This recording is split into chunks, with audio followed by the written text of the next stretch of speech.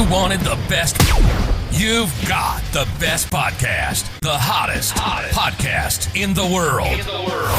The Chris Voss Show, the preeminent podcast with guests so smart you may experience serious brain bleed. The CEOs, authors, thought leaders, visionaries, and motivators. Get ready. Strap yourself in. Keep your hands, arms, and legs inside the vehicle at all times, because you're about to go on a monster education roller coaster with your brain. Now, here's your host, Chris Voss. Hi, folks. It's Voss here from thechrisvossshow.com. Ladies and gentlemen, there are these things that makes it official. Welcome to 16 years and 24 episodes of the Chris Voss Show. We've been bringing you this stuff since pretty much the beginning of time, the beginning of Twitter, the beginning of Facebook, and all those crazy things. We've been doing this for so long, my back hurts, and I can't take it anymore. I need a back massage.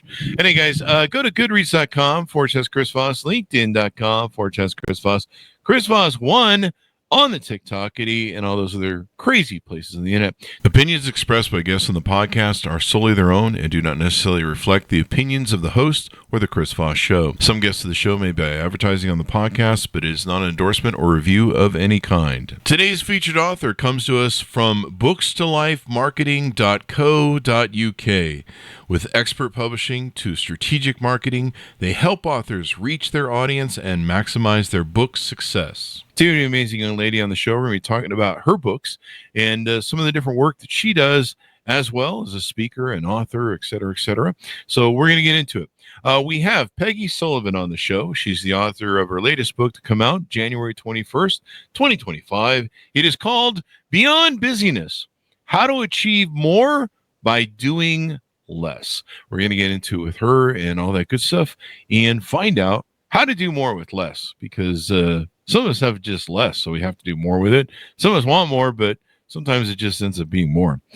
Peggy Sullivan is a dynamic speaker, leadership strategist, and productivity expert with over 25 years of experience helping individuals and organizations drive meaningful, lasting change. She has held leadership roles at Fortune 100 and 500 companies, including Blue Cross, Blue Shield, and United Healthcare, Materion Advanced Materials, leading teams across customer service, marketing, sales, communications, and operations. She's a self-proclaimed busyness addict in recovery, and she now empowers professionals to escape time poverty and focus on what matters truly. She's the creator of the Busy Busting Framework, and she provides actionable strategies that help people achieve more by doing less, boosting production, health, engagement, and connection. Welcome to the show. How are you, Peggy? I'm terrific. How are you? I am wonderful. I am excellent doing my thing. So give us your .coms. Where can people find you on the interwebs? Yeah, I'm at PeggySullivanSpeaker.com and under the same SKU on LinkedIn, Instagram. So I'm easy to find. So give us a 30,000 overview. What's in your new book? Yeah, I spent most of my life chasing, trying to figure out how to raise that bar, how to do more, how to become more, but I never quite got there. And so my new book is really about learning how to achieve more by doing less and escaping something that I call time poverty.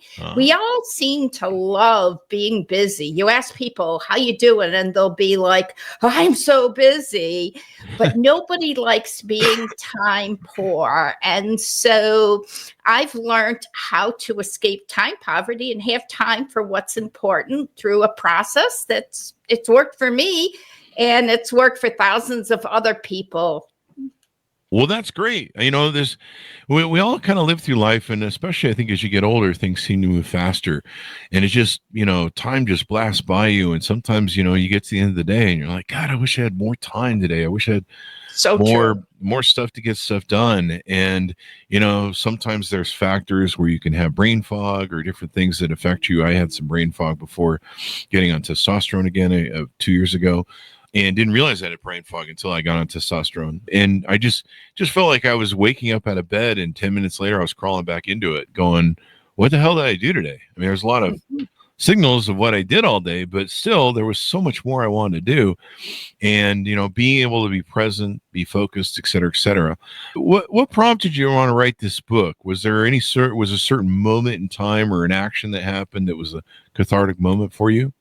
Yeah, I had a lot of wake-up calls, but I think the wake-up call that really resonated with me was one day I came home from work. I was a single mom.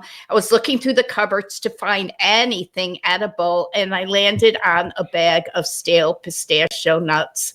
And I chopped them down happily until I kind of felt this pulling on my leg. And I looked down and it was my cat, Dazzle, basically saying, "Mommy, feed me. I haven't eaten." So I threw some kibbles into his dish and I fell asleep on the couch.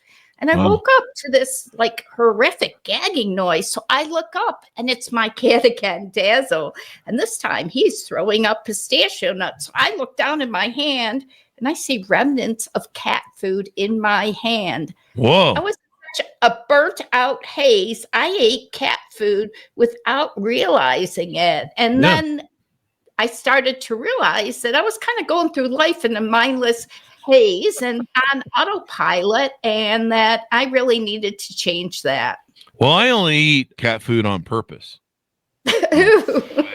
So I think that means I'm doing better, right? Is that how it works? Yeah, the crazy thing for me was that I had this aha moment when I was eating it. I was thinking to myself, gosh, these nuts are salty. They're stale. I better get to the store and get some new ones.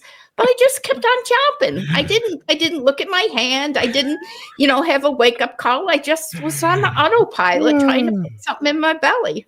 That is just wild. You're just like, well, these are going bad, so I'll just finish the bag so that I can kill it off and start anew. That is wild. But we've all kind of done that. I think one time I put the milk in the cupboard. I was making coffee or milk or something, and I put it in the cupboard instead of the refrigerator. Later found it, and I'm just like, well, that ended badly. It's probably not good. But if I mixed it with some of the cat food, it wasn't too bad. Anyway, so just example. Now you title your book, you use the word busyness, and it's spelled busy as in busy and then ness. Tell us what beyond busyness means to you. Oh, it's this place where you have time for what's important. It's like a sweet spot where you get to your end of your day, you say, my cup is full. I accomplished what I want to. I had an intentional day, and that doesn't come easily. I mean, busyness is an addiction. An addiction is really anything where you don't do what you're supposed to be doing, want to be doing, need to be doing. It's like a mosquito bite. You just got to itch it, and it's just so compulsive. And I think we all get caught in this state of busyness, and we don't realize that we're just on this hamster wheel going round and round and round and round again. Yeah. The hamster wheel of life, that will do it to us. Most definitely. In what people go through, we're a lot of us are overwhelmed. There's a lot of stuff going on in our lives. And with time poverty, I guess a good explanation of that is we just never have enough time. Is that a good explanation for it? Yep. Okay. And can you share a few statistics from your workplace busyness report that you took and drew up? Yeah, I'm a data geek. I love data, and I think understanding data helps us solve problems.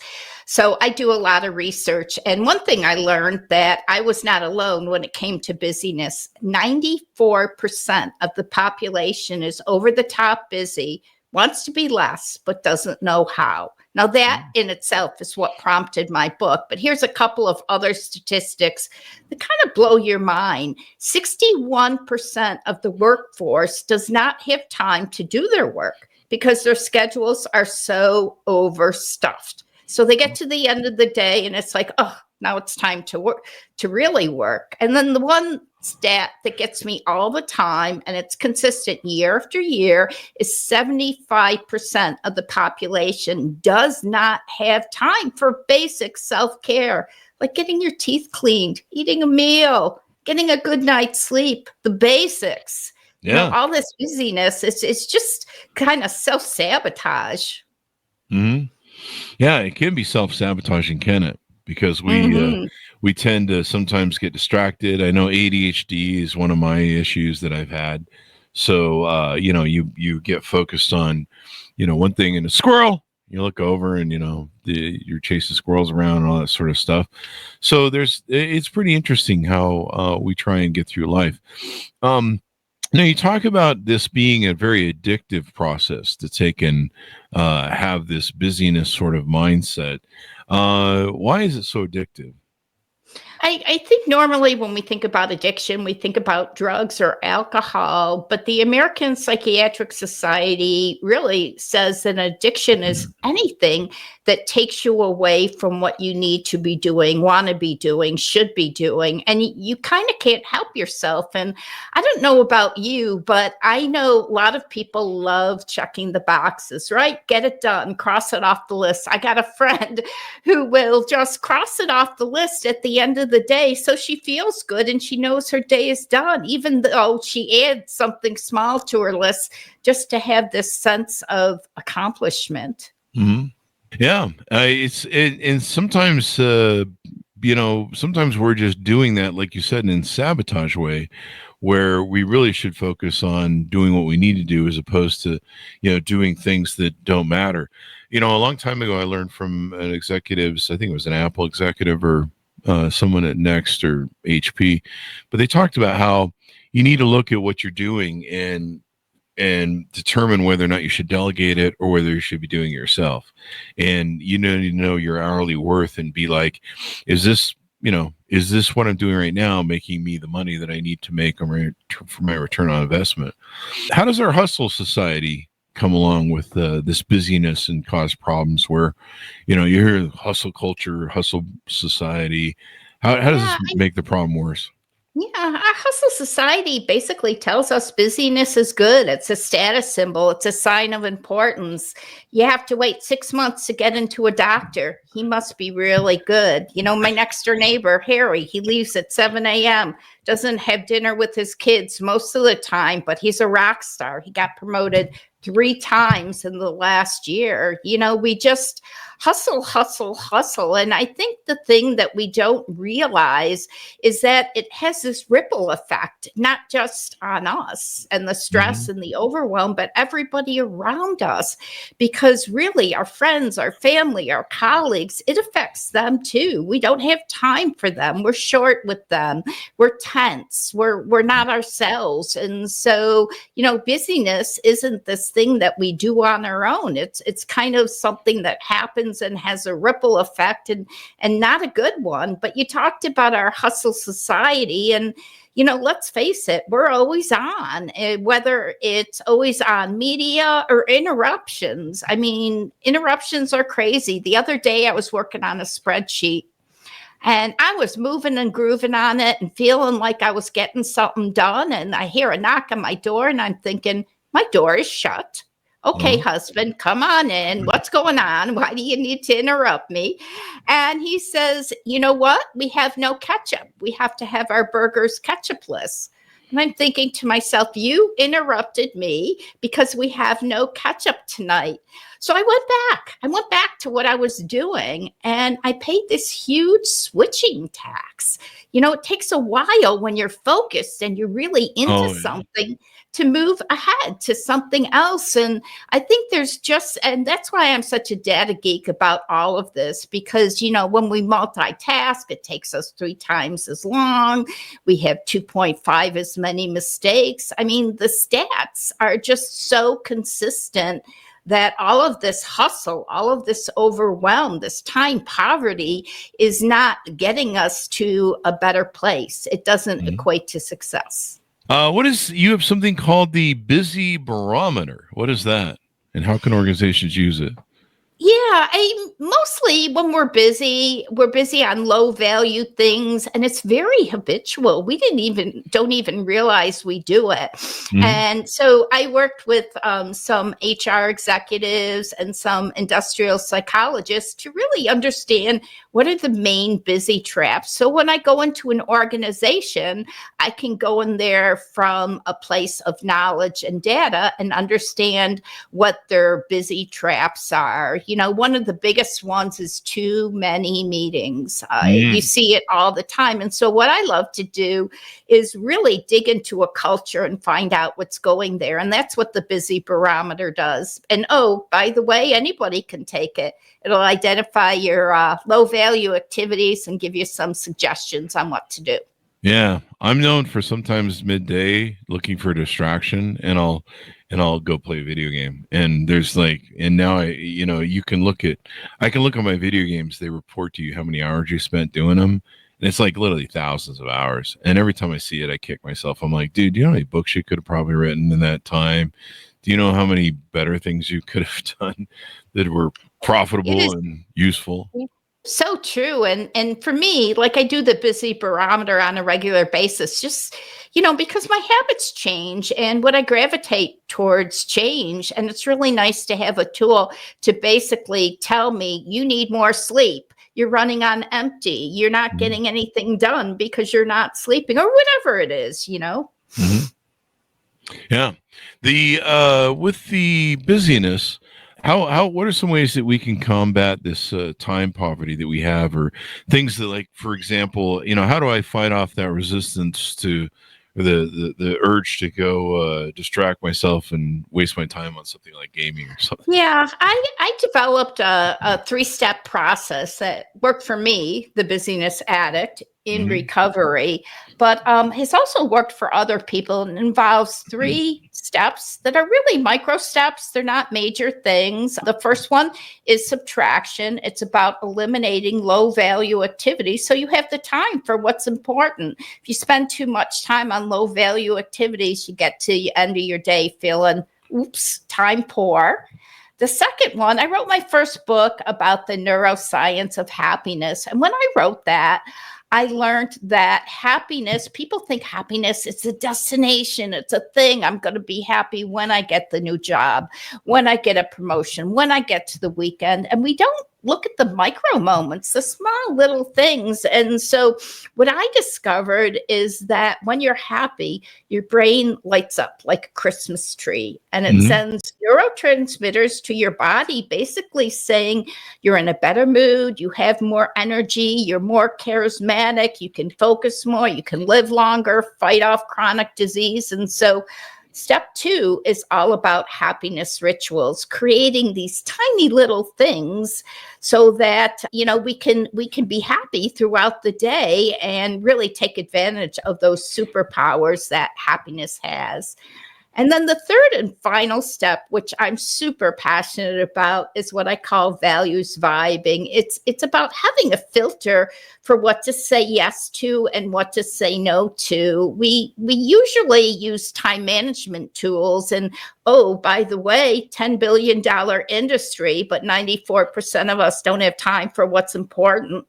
What's wrong with that stat? But values vibing is a way to use your values as a filter so you can figure out what's worthwhile in your time. And I've done a lot of research on what values make us feel like our cup is full at the end of the day. Values vibing. So on these 3 things of your busy busting framework, can you share a few case examples about the first one, subtraction? Yeah, when I think about subtraction, I think about a colleague of mine that worked at a large international bank. And from the outside, this guy was like living the storybook life. The guy, he's got the beautiful family, he travels the world. And you're thinking everything is perfect. But really, for Nick, on the inside, he was stressed. He was overwhelmed. And he was in a deep state of time poverty. So his little girl comes along, 6 years old, and she says, Daddy, will you coach my soccer team? And he's thinking to himself, there is no way. How can I coach a soccer team? I have to leave work at 3:30 every day. I'm too busy for that. Mhm. And then he realized that that was like a moment he wanted. He really, really wanted to do that. Mm. So he had to lean into subtraction. And what he did was he realized that he spent a lot of time in the email rabbit hole. He had thousands of people reporting to him. His email rabbit hole was crazy. The average person looks at email 69 times a day. Wow. So he thought to himself, you know what? I head up this department. I'm going to have everybody rethink this whole process of writing an email. And we're going to say no more emails unless you get value or give value. Just don't write them. They're taking up too much time. Mm. And he implemented that, and it really took people a long time. But he ended up reducing emails in the department by 65%. And then he took it one day further, and he's like, okay, and I'm not going to look at email 69 times a day. It's distracting. I'm just going to look at it twice a day. And so for him, he ended up having an amazing summer. He bonded with his daughter. He coached the soccer team. But what also happened was he was a lot more productive at work. He was able to focus and do competitive studies. And his performance and his departmental performance went up a lot. And Wow. So that's a great example when we make room for what's important. Yeah, we feel more fulfilled. It matters something more. And I love that. So using subtraction, you look at what you're doing maybe throughout the day and eliminating low value transactions. And, I think sometimes in these cases, do we get stuck in the dopamine of it? Like you mentioned that, sometimes we need to look for in the values vibing for things that give us more fulfillment. Maybe that's, more of what you want to look at too in subtraction is what am I just doing for cheap dopamine hits? Like maybe video gaming, or I don't know, like recently I've had to spend more time with my dog since our other dog passed. And I've been having to go out 3 times a day to play with her in the yard. She's a husky with a lot of energy. And, well, it seems like it's work and busy work because, it doesn't do much for me. It actually does do a lot for me. And the more I started doing it, the more I realized that, hey, you know what? This is probably more important than maybe the video gaming, or I don't know, going and watching some stupid video on TikTok or something. Yeah, it's like pressing the reset button. You have an opportunity to just regroup and refresh, and then you can go back at it with much more focus and intention. Can you share some case studies on the second part of your busy busting framework, the mojo making? How do we make more mojo? Yeah, I know. I do it personally. For me, I eat dark chocolate every day at 11 a.m., no matter where in the world Peggy Sullivan is. Really? I will open up a piece of dark chocolate. I will smell it. I will close my eyes and I will taste it. And just 3 minutes. And I just feel recharged. But I love the story about it in the workplace. I started doing these happiness rituals, and it was just something that I did. Mm-hmm. And I thought, what the heck? Let's bring it into the workplace. And I worked at United Healthcare and managed a pretty large department of customer service reps. And customer service is hard on a good day. And it's just a really hard thing to do. And I kept on thinking, what if we did happiness rituals in the workplace? So we brought them into United Healthcare twice a day. We did cubicle dance parties. Oh, wow. Sometimes we sang happy birthday. Sometimes we told jokes, but the rule was it couldn't be more than 3 or 4 minutes and only twice a day. Oh, really? And it was crazy because their first call resolution, which is a service metric, went up. It improved 23% in 6 weeks. And so it just, for me, reaffirmed that when we take these little micro moments to just get out of our own head and to laugh and to have fun and just to enjoy life, that we're just a lot more productive. Oh, yeah. I mean, and, sometimes breaking up the monotony, getting the blood flowing, moving around, I like that sort of thing that you have got going on there. What are some examples of values vibing from your case studies you can share with us, maybe to give people a better idea?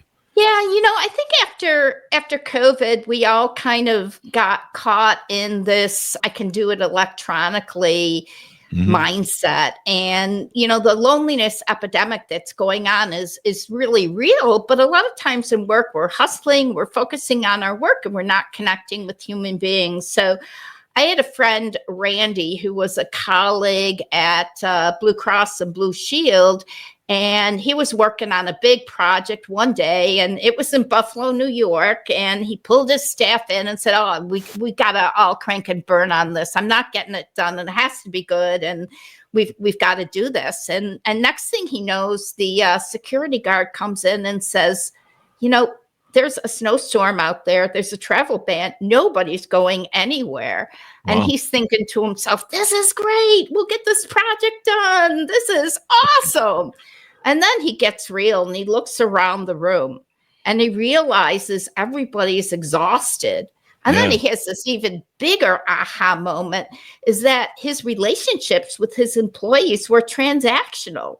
He didn't really know them.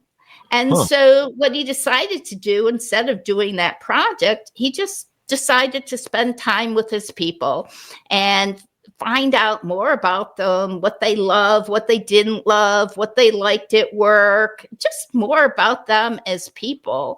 And he made connection with everybody. And he noticed his department was running real smooth after that. But he had always dreaded doing employee engagement studies because he was the bottom of the barrel. He worked in sales and marketing, and that's a stressful job. But Mhm. for him, what he noticed is that employee engagement got a lot better because people were working together. They were trusting each other and they were supporting each other. And so human connection is such an important value that we all need to make sure we have in our day. Mhm. Definitely. The more help we can get, the more help we need through some of our days that we have and how it works. So tell us about you growing up. What motivated you? What influenced you? How did you become a speaker, an author, doing the things that you do to help other people be better? Yeah, my dad came over to America. He was a Holocaust survivor. Mhm. And so I grew up with this work ethic: eat, work, sleep, repeat. Mhm. And I saw it in my father, and I saw how he, was so focused on providing for him, providing for his parents. And that was all I knew. And so I thought that was the way to be. I could tell my dad's mood by the way the garage door went up every night. I swear it would like go up so quickly. And I would know Dad's in a rotten mood. It's 8 o'clock. Wow. But, I kind of grew up in this environment where raise the bar, raise the bar, raise the bar. Good is not good enough. Mhm. And I just continued with that and kind of was this overachiever and kept on trying to do hard things, and hard things gave me a lot of joy. And so I do harder things and it gave me more joy. And then I got to the point where it was like, what are you doing? You've done a Mm. lot of hard things. You got through them. And then my dad, he got really sick, Mm. and I decided to quit my job, take care of him. Mhm. And it really made me think about my legacy and what the rest of my life would look like. And much more Wow. importantly, what could I do to make the world a better place? Mhm. And that's when I got obsessed with this thing called time poverty. I started a nonprofit, and the nonprofit was focused on helping people with their challenges. So I'd ask every year, every month, what are your biggest challenges? People would tell me I don't have time for what's important. So I figured, if I can solve for that, if I can figure that out, boy, that will be a beautiful gift I can leave the world. And Yeah. so 10 years later, after trying a lot of different things, it's what I'm passionate about and it's what I love doing. And oh, by the way, personally, I'm happier, I'm healthier. I spend time doing the things that I love and they light me up, and life is it's just a whole bunch better. Well, you found your purpose then. So tell us about some of the other offerings you have on your website, some of the other things you do that maybe people out there might need some help with from you. Yeah, absolutely. I'm a keynote speaker, so I get up in front of people. I recently did a TED Talk, and that was a whole bunch of fun. I didn't know, I speak all the time. I didn't know how nervous I would get doing a TED Talk. Fright and fear is real, but I feel really good because I overcame it. Last minute before I got on stage, I ended up doing a handstand just to get my body going. People are like, "What are you doing?" I said, "I want to take my mind off speaking in front of all these people." But I coach people on how to achieve more by doing less. I do a lot of workshops. I go into organizations and help their leadership teams lead more effectively and really just get more engagement, because let's face it, our world is not engaged and people aren't loving what they're doing. And a lot of that, I think, is the way we present it, and it has to be different. We have to be doing differently. So that's basically, me and how I grew up, an overachiever, setting the bar, raising the bar, setting the bar, raising the bar. Well, it sounds like, you saw, what your father was teaching you just to kind of do that grind. And you're like, there's got to be a better way. And it looks like you found it. And now you're helping others find it. What are some prospective clients that might be out there listening on LinkedIn or other places? Who's your perfect client, your prospective client that you're targeting, et cetera, et cetera? Yeah, the funny thing is everybody in the world is over the top busy and doesn't have time for what's important. I love working in the corporate world because, let's face it, people are bottom line oriented. And so if we can help organizations spend time on what matters and what's profitable, then they become more profitable and they get to focus on their people, and their people become more engaged. I love doing a lot of purpose-driven leadership. Our generations are a little lost. They don't feel like anybody values what they value.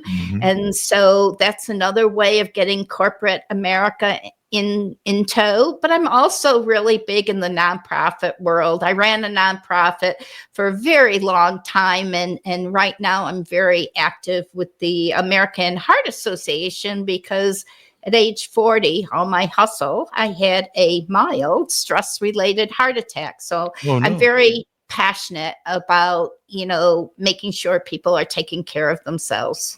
Yeah. Well, this is another reason to not be engaged in too much of that busyness, because it can affect your health and longevity. Absolutely. Yeah, your mental health and your physical health. Yeah. We need all the help we can get, some of us, especially me. I think you're doing great. I'm hanging in there. Yeah. So at one day at a time is how we take it. We try and stay present. Would you say a lot of the beyond busyness stuff that you're talking about is kind of trying to stay present in the day, trying to stay, focused on what's before us and, changing the here and now and the present? Yeah, it is about being present, but it's also about micro steps. We're always looking for big change and big things, but big things are hard. And so if you think about it, just as, what is one thing I can subtract? What is one mojo making, one happiness ritual I can add? What's one value that I can lean into a little bit more? It gets to be doable. And then you see the progress and you're like, holy cow, I want to drink more of this water. It's working really well for me. So I know for me, it's about really valuing the present, but also valuing the beauty in micro steps for macro results. As we go out, anything more we need to talk about or promote while we're here? I have a new book, like we said. I'd love for people to check it out or to have me speak or coach or any of those good things. I'm really passionate about all of the above. Life is too short to not spend it on what truly matters and gives us joy. Well, thank you very much for coming on the show. Give us your .coms as we go out. Yep. Peggy Sullivan Speaker.com. LinkedIn, Peggy Sullivan Speaker, and Instagram, Peggy Sullivan Speaker. So I guess I'm that Peggy Sullivan Speaker person. There you go. You got it down. So, Peggy, thank you very much for coming to the show. We really appreciate it. Oh, I thank you for having me. This was a blast. You're a great person to have conversation with. Thank you. I've done one or two of these. Order up Peggy's book wherever fine books are sold, folks. Beyond Busyness: How to Achieve More by Doing Less. Something we all need to do and avoid and get rid of the time wasters in our life, because that's there's all sorts of stupid stuff. One of my biggest time wasters is doom scrolling through TikTok, and I got to learn to knock that off because it's such a bad habit.